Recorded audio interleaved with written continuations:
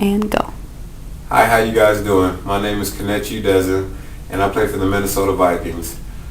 A lot of reason why you guys didn't see me on the field this year is because I was diagnosed with an acute form of leukemia in February.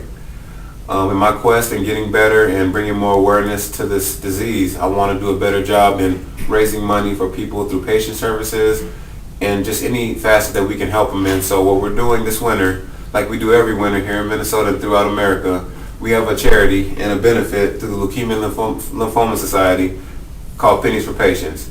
And all we're doing is trying to raise as much money, for you guys to bring any spare change you guys have at home. Look underneath the couch, look in between the cushion seats, ask your parents for extra lunch money, whatever you guys got to do because it's for a greater cause, saving somebody's life. So if you guys can, please keep doing what you're doing, and guess what? You guys are the reason why me and other people can look forward to a brighter day. So I thank you, and please do your best this winter.